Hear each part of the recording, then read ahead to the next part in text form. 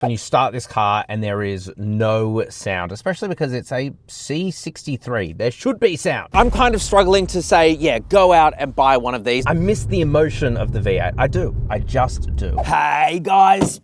This one's going to be an interesting one. We're here with the all-new Mercedes-Benz AMG C63 SE. Huge name, but they've added the E to the end because that's right, this is the 4-cylinder C63 AMG, their flagship C-Class. For years, this thing has been powered by a mighty V8, but some are saying that they've downgraded by putting in this 4-cylinder engine. In fact, it is the same engine that you would find in their A45 AMG, their smallest AMG. However, it's got an even bigger turbo on it. It's so big, it's almost the size of the engine. Not quite, but it's huge. And I have to be honest with you guys, I am kind of conflicted. I have actually reviewed the previous generation of this with the twin turbo 4-litre V8. It was monstrous, that engine. And in that review, I called it a German muscle car. That is just not this anymore. This is now like a fine surgical instrument, better in a lot of ways, but also worse in some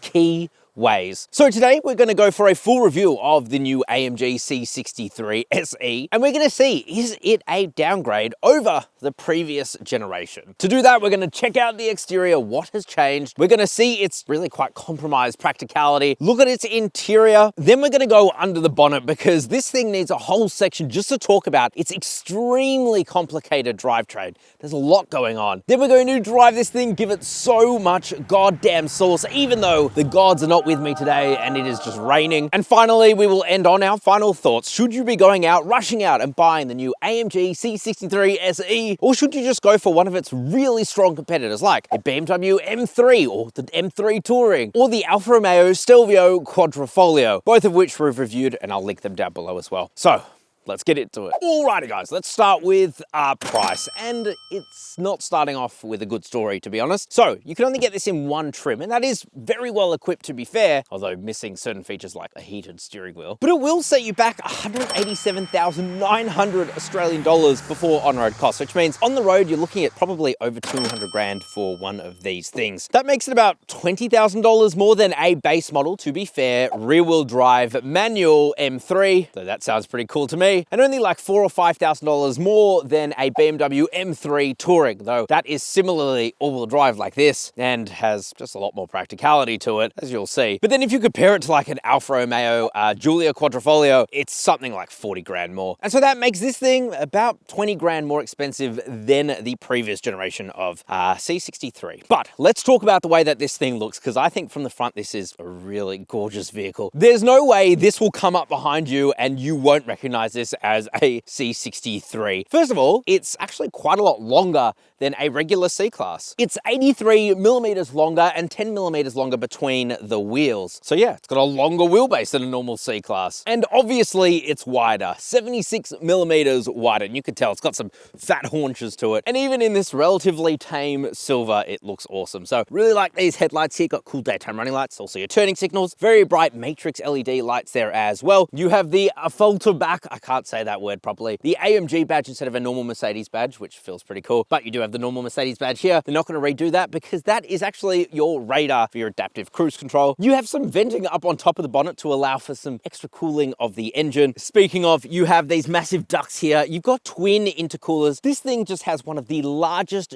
Garrett turbochargers I have ever seen. And we'll come back to the engine, but it is just a wild story with it. Got the AMG badge there. You've also got the Panamericana grille, which I think looks really, really good, and a very aggressive bumper down the front. So yeah, a very good looking vehicle, at least from the front. Let's check out the side. Okay, so coming to the side now, you're gonna see these huge 20-inch wheels with very thin tires on them as well, but they're very good tires. Michelin Pilot Sport 4S's, which even on a freezing cold, wet day like today, actually have a surprising amount of grip. You'll also see the red AMG calipers there. And yes, this thing does stop very well. You've got some fake venting here. There's just some holes drilled in to allow for water to escape. But you do have the E-Performance Turbo badge there, which is cool. 360 camera. It's got a very good 360 camera. You've also got keyless entry and go. Very tinted privacy glass, actually. Very, very tinted indeed. And otherwise, it's a nice, long, I guess, mid-size sedan, but these are really getting longer and longer as time goes on, aren't they? Very cool. Let's check out the bum. All right, so what about the bum of the C63 SE? I actually think it's quite tame, maybe a little bit too tame. You can get a carbon package, which would, for example, change this duck lip spoiler to carbon, but as it is, especially in the silver, it's a little bit boring to me, I'm not gonna lie. You have the C63 S badge here in red, which is new. You've also got some pretty nice LED lights here, I'll admit that. You got the 3-pointed star here, AMG badge too. And then down the bottom is a very aggressive diffuser with real quad exhaust, but I've got something for you guys now. I'm now gonna play you what this car sounds like, stationary, and then when you're on the road. And then I'm just gonna play the previous generation C63's soundtrack with the twin turbo 4-litre V8. And tell me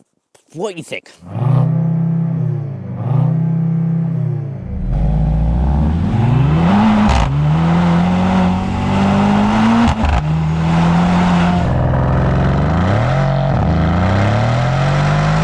All right, you've let me know what you think down below. Here's what I think. There's just no way around it. It does not sound anywhere near as good as the 4-litre twin turbo V8 that you got before. You can't fake that sound. It's real, it's guttural, a V8. This is, though, one of the best sounding 4 cylinders I have heard. So I'll give them that. I reckon the Mercedes engineers have tried their darndest to make this thing sound very good. And in a lot of ways, it does sound very good, but it just doesn't sound as good as the V8. Here's another bad thing.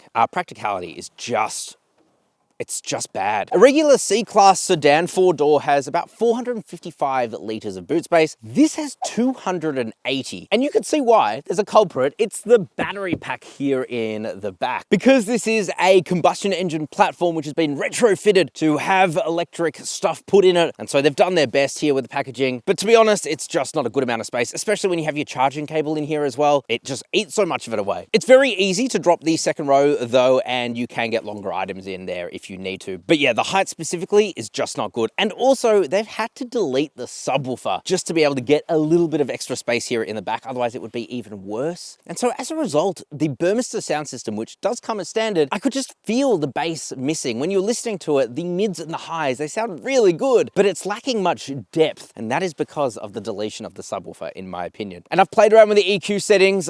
It's just how it is. So that is a bit of a shame. Let's check out the interior. Alrighty, so first test. Oh, that is a thud. There is no denying that this interior space is a really nice place to be. Like I said, it comes mostly very, very well equipped. You touch around, there's just soft touch materials everywhere and it's leather. You have this nice wood material here. I will say, I don't love this shiny piano black plastic. It just leaves a lot of marks and is so dusty, even though this car was literally cleaned today. But then you have these beautiful leather seats with Alcantara that are adjustable in so many different ways, including leg support. It's so easy to get comfortable, and these are the standard seats. You can get performance seats, but you do not need them. These are good enough. And I love that they've got the Alfalterbach. I'm butchering that, I'm so sorry. They've got the logo embossed into the headrest with the AMG badge as well. Technology within here is also top of the class. So you have this huge digital driver's display in front of you that you can customize in so many different ways. If you want to show assistance, navigation, you can have sport dials, super sport dials, or track pace dials. You can even change the layout to such a huge extent on the heads up display, and it's all very easy to do so because as well you have this really nice Napa leather steering wheel with 4 spokes that are actually easy and intuitive to use despite being touch sensitive. We don't like them in Volkswagens, but Mercedes, they just do it better. So on the top right, you control the display in front of you. The top left, you control the MBUX display, which we'll come back to. On the bottom right, you have your cruise control and autonomous driving, which is very good in the Mercedes-Benz AMG C63 SE. Once I commit to saying that name, I've just got to see it out. And then the bottom left is your media controls. But my favorite part though is down the bottom. You have your drive mode selector on the right-hand side, and you can change between so many different driving modes. And then on the left-hand side, you have this customizable display. If you press the top, you can change the top, press the bottom, you can change the bottom. And I've got it set to the AMG Dynamics, or essentially traction control. And then down the bottom is my exhaust note, which I will say does sound a bit silly, and it's pumped in. Check this out. Right now, we're in EV mode, and this is what it sounds like. Nothing, and then It's like a weird rumbling. But anyway, very cool steering wheel, probably my favorite in the segment. Storage as well is very good. You have a pretty massive glove box there. Your center armrest is nice and soft. Open it up and you got enough space with 2 USB-C ports. You can slide away this now smudged piano black plastic. Get a couple of cup holders with pop-out little holders in case your drink is smaller. You've also got a little storage area to the right-hand side, a wireless charger there for your phone, and another USB-C port. But back to the technology, because this display here is, again, really good. It is just so easy, intuitive to use, even though there is a lot you can do on it. For example, you have your AMG performance page where you can cycle between a bunch of different menus. I like it because it has wireless Apple CarPlay and Android Auto. It's very, very snappy and quick to respond. Hey, Mercedes.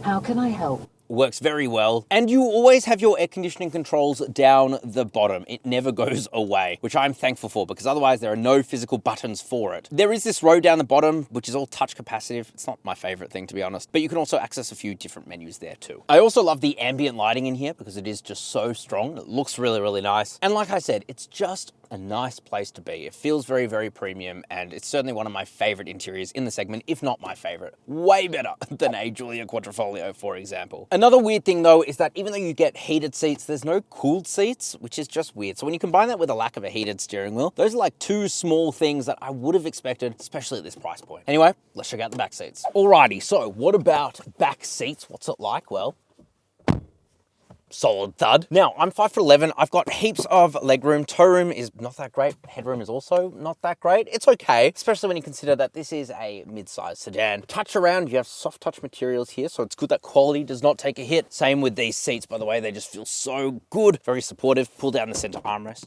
nice and soft. Push it once and you get a little phone holder. Half press it and you get a couple of cup holders, which is nice. You have what looks like a screaming face in front of you here, but don't worry. It's just your air conditioning controls. You've got a little storage area there and another one down below. Weird that there's no like charging ports back here, unless I've missed it, but I can't find them anywhere. And you do get massive map pockets there as well. So yeah, back seats, they're pretty good. Now, before we talk about what's under the bonnet, I want to give a quick shout out to us, CarSauce.com/buy. Unfortunately, you can't actually buy a Mercedes through us because they have a relatively controversial deal of fixed pricing, but you can buy its competitors or really any other car through us. We've partnered with Motorscout, who are Australia's #1 car buying service, to provide you with the absolute best buying experience, totally free for yourself. We charge the dealers a fixed fee, meaning we go in hardest to get you the best price on your next car. That sounds good to you, and it definitely should. Head to carsauce.com/buy. Alrighty, let's talk about the very complicated powertrain. So with the new C63 comes a lot of new complexity. Obviously, it now has a 4-cylinder engine. It's an inline 4-cylinder that has been longitudinally mounted to help give it a 50-50 weight distribution. However, there are 2 other motors that this car has. Yes, it has 3 in total. It's got an electric motor at the rear and an electric motor at the front. Not to mention, it has one of the largest turbochargers I have ever seen. It's what's called an electric turbocharger, and it essentially uses a bunch of computers and exhaust gases to spin pretty much all the time. And therefore, this engine has some of the most boost, power, and torque I have ever seen. Mercedes marketing will tell you that it is F1 technology, and I don't know if that's true or not. I don't know enough about engines to tell you that, but I wouldn't be surprised because somehow this system works together pretty flawlessly. The engine alone is the highest output production 4-cylinder ever made. 350 kilowatt of power is insane, and 545 newton meters of torque from this petrol motor alone. It then has a rear electric motor with 150 kilowatt of power, 320 newton meters of torque. And then on top of all of that, it's got a front electric motor, but I can't find much information about it. It could just be an integrated starter motor, which is essentially a very small electric motor that can provide a little bit of power and a little bit of torque. So yes, 3 motors in total. It's also got a 6.1 kilowatt hour battery that eats into all of the boot space, as we saw. And so this thing has a claimed WLTP range because it is a plug-in hybrid. You can just plug it into your home. Its range is about 11 to 12 kilometers, though as you'll see, I get closer to 7 or 8 kilometers of real-world driving range. The combined system output of this entire car is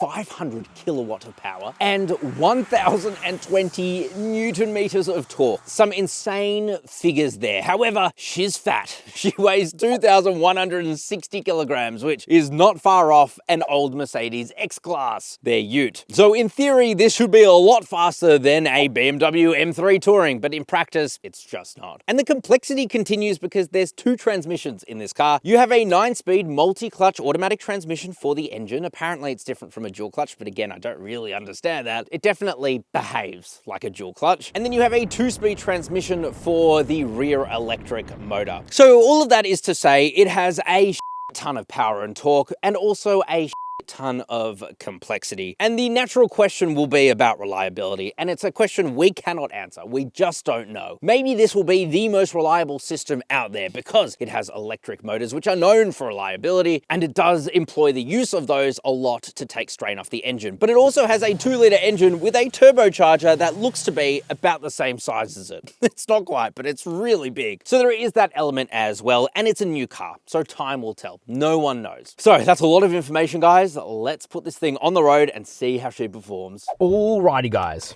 let's turn it on. Ooh. So first of all, with the fake sound, I mean, listen to this.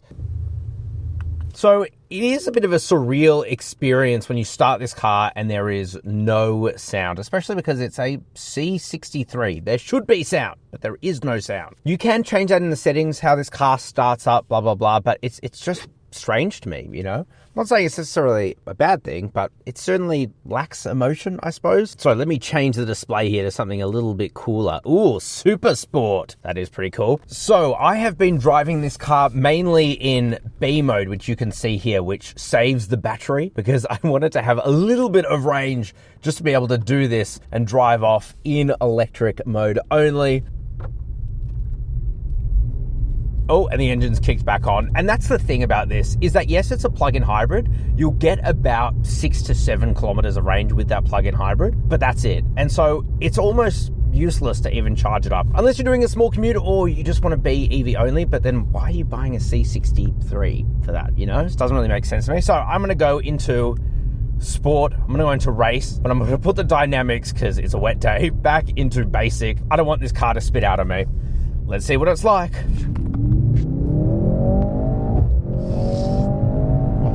Oh God, that is poopy pants inducing. So like I asked at the beginning of this video, is this a downgrade? Is this whole experience a downgrade? It's a complicated question. Wow, that front end is so dirty. The previous C63 SE had a lot of emotion to it. It just had that soundtrack. I can hear quite a lot of pumped in noise inside of this cabin. In some way, it doesn't feel entirely authentic like it did before. Yes, you still get the farts or the burbling when you take your foot off at high RPMs, and that is cool. That is very cool, but it just doesn't have that same emotion to it as V8 Biturbo. However, what it does have is essentially better driving dynamics in every way. Even though this whole powertrain is just so complicated, and you know, I do think about what would long-term reliability be like. We don't know. It's a finger in the air, right? But to me, you have this incredibly powerful 4-cylinder with this immense amount of power and torque, and a plug-in hybrid system. It's just a lot. But even on this wet day, it is entirely competent. The other elephant in the room is that this thing weighs 2.16 tons, or 2,166 kilograms, I think, without anyone in it. And that is like 50 kilograms less than the X-Class ute that they used to have. Oh my gosh, felt that one. That was based on a Nissan Navara, but it doesn't feel it. Even on a wet day, it just doesn't feel it. It is lightning quick, this thing. So fast. Again, we'll slow down a little bit, drop a few gears, floor it. It is a very fast car. It is so fast. And if I did that in the previous V8 Biturbo, it would just, I don't know, it'd be spinning its wheels the whole way because it's rear-wheel drive, whereas this is all-wheel drive, and it's lighter at the front end because it doesn't have a V8 Biturbo up front. But I miss the emotion of the V8. I do. I just do. I can't help it. It's not my fault. Here we are at Saucy Corner. Tickle my little pickle. Here we go. Bonkers fast. Don't want to go too fast to not lose this car in the wet. It is so competent though. It's just unreal. It's rear wheel bias, and that's why I don't particularly want to push it too hard. So what happens when you're not in race mode and you go back into comfort? Well, yes, the car does actually calm down quite a lot. We actually have now more battery in the car than when we started, and that's because the motor will act as a generator and just put in more range. So now we can drive on electric only for 2 kilometers apparently, and we're almost at 50% battery. There's no denying though that this is more efficient, fuel efficient than before. On the highway, I was getting about 9.4 liters per 100 kilometers, which is pretty good. Around town, you're going to be getting closer to like 14, 15 if you're not, plugging it in every single day, which a lot of people just aren't. And in this instance as well, it's actually more comfortable than before. The suspension is just a better setup. It simply works. Not to mention, if we put on the cruise control with the lane centering, it does a really, really good job too. It's essentially like hands-free driving, not keep your hands on the steering wheel, but the steering wheel will turn itself and guide you in the middle of the lane, and it is very good at that. And then what happens if we switch back into race mode, put our foot down?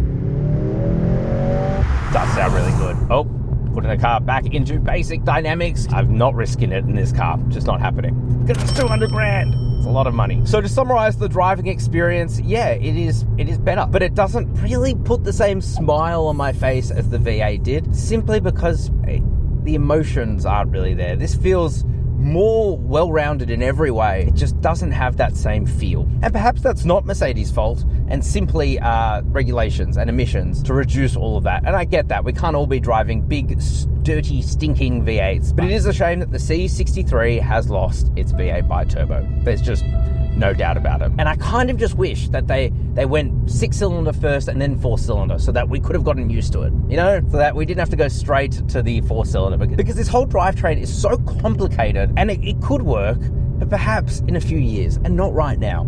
I don't know. That's just the feeling I get from it. And with that, let's get into our final thoughts. So, should you go out and buy the all-new Mercedes-Benz AMG C63 SE? Well, let's talk about the pros and cons here, because, yeah, this thing, it drives frankly better than it did before. It seriously has scalpel-like driving characteristics. Where you turn that steering wheel, this car will go. The electric motor at the back and whatever the hell's going up front, the integrated starter motor or an electric motor, I still can't figure out which one it is. When you combine that with a heavily boosted 2-liter 4-cylinder turbo, wow, this thing is wicked fast. In fact, it might just be the fastest feeling in the class. However, the other side of that is that you just don't get much feeling from it. The 4-cylinder, it does sound very good for a 4-cylinder, but you can't escape that it sounds like a 4-cylinder. And when so much of these performance cars is just built around that emotion, that raw emotion, and you combine that with the fact that it is more expensive than its competitors, I'm kind of struggling to say, yeah, go out and buy one of these over such strong competition like the BMW M3 Touring or the Alfa Romeo Giulia Quadrifoglio. And even though this thing does have quite a nice interior, it's easy to use, it's easy to live with, it's actually quite comfortable in day-to-day commutes. The reality is, it's a performance car, and I just feel like